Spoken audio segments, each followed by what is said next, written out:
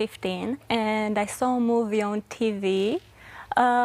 It was about a girl who sold herself for 1 million a night. Indecent Proposal, yes. Yes, that's it. And I thought that, maybe I can do this too with my virginity. And I looked it up on the internet and I saw very, very many girls that sold themselves for 3.5 millions or more.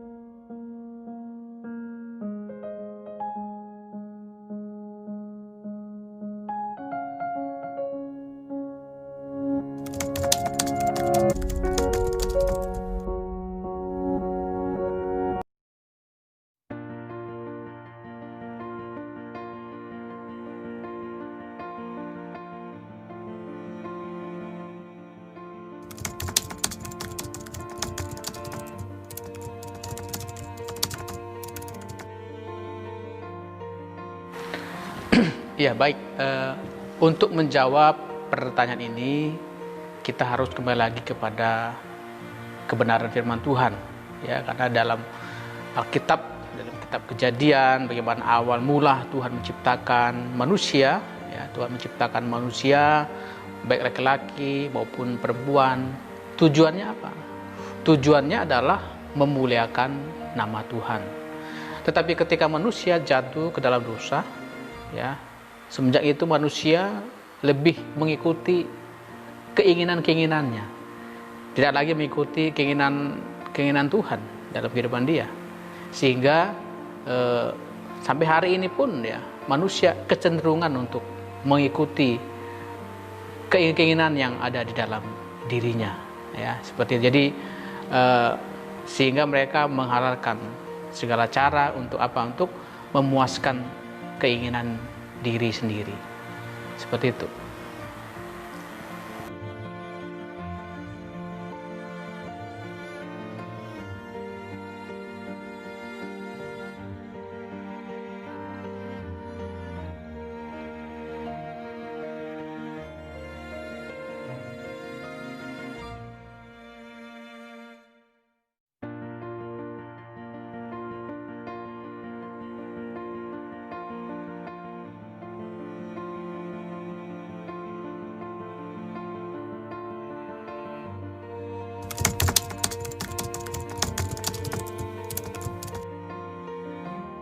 Ya, kalau dikatakan bertentangan, ya pasti bertentangan dengan kebenaran firman Tuhan, karena memang istilah menjual kegadisan, menjual istilahnya, ya maaf, keperawanan seperti itu tidak ada, ya, tidak ada di Alkitab.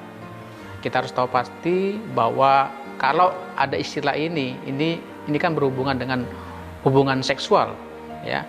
Alkitab, ya, mengajarkan kita bahwa hubungan seksual itu hanya ada di dalam sebuah pernikahan, ya. Dalam kitab Ibrani pasal yang ke-13, ya, ayat yang ke-4 dikatakan kita harus menghormati yang namanya perkawinan, menghormati yang namanya pernikahan, ya. Tidak ada percabulan, tidak ada perzinahan di dalam sebuah perkawinan. Dan apa yang terjadi hari-hari ini, ya, itu sangat-sangat bertentangan dengan kebenaran firman Tuhan.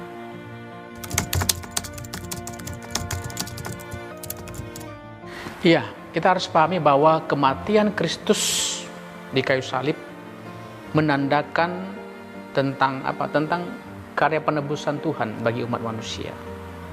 Sehingga dalam kitab 1 Korintus, ya, pasal yang ke-6 ayat 20, ya, firman Tuhan mengatakan kepada kita sebagai orang percaya, ya, karena kita telah ditebus, ya, telah lunas dibayar oleh karya kematian Kristus di kayu salib, ya, sehingga hidup kita, tubuh kita bukan milik kita lagi, gitu, ya, milik Kristus. Sehingga firman Tuhan mengatakan, ya, muliakanlah Tuhan, ya, melalui tubuhmu, ya.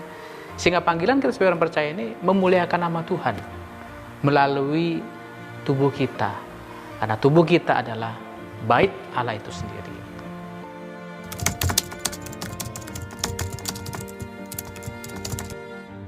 Ya, hari-hari ini dunia semakin berubah. Ya, kita mengatakan ya semakin jahat. Ada paham-paham ya yang muncul ya dari dulu sih ya, tidak sekarang aja. Narsisme ya. Jadi bagaimana pandangan ini yang berpusat kepada diri sendiri. Ya, yang berpusat pada diri sendiri. Artinya apa? Supaya semua orang fokus ya kepada pribadi orang tersebut. Untuk apa? Supaya dia mencari mencari perhatian, supaya populer ya, berlomba-lomba untuk menjadi nomor satu, berlomba-lomba untuk menjadi yang terbaik. Jadi lebih memunculkan akunya seperti itu. Sehingga inilah yang melatar belakangi kenapa orang-orang ini pun ya sebenarnya ingin mencari perhatian ya, popularitas ya, kepopuleran ya, supaya terkenal ya, supaya meningkatkan rating atau segala sesuatunya ya. Jadi pusatnya itu tentunya kepada diri sendiri ya, kepada manusia itu sendiri ya. Padahal panggilan kita sebagai orang percaya, pusat kehidupan kita adalah Kristus itu sendiri ya. Bukan diri kita, apa yang kita lakukan ya kiranya berpusat kepada Kristus itu sendiri. Itu adalah panggilan kita sebagai orang percaya.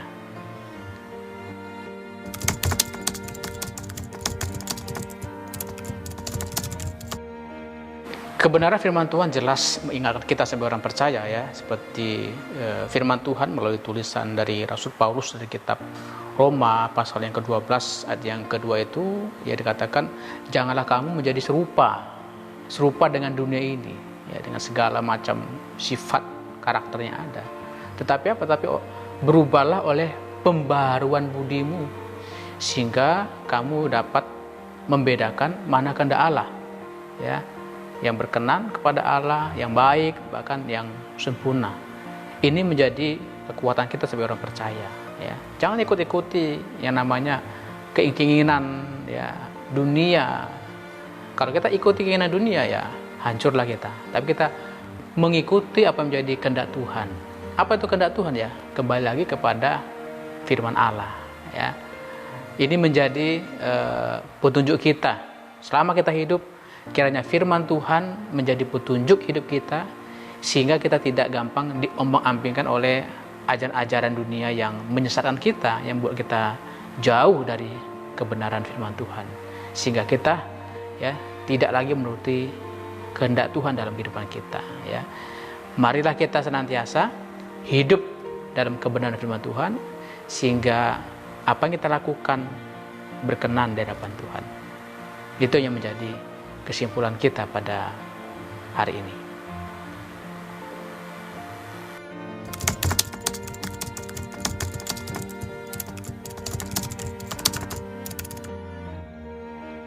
Kalau tokoh-tokoh Alkitab yang dapat menjaga kehidupan dia, menjaga kesucian hidupnya, sekira banyak ya Alkitab menjabarkan. Tapi kalau kita boleh belajar hari ini, kita mungkin bisa lihat, membaca Alkitab ya, bagaimana sosok Rut ya, menantu dari Naomi dari kitab Rut itu.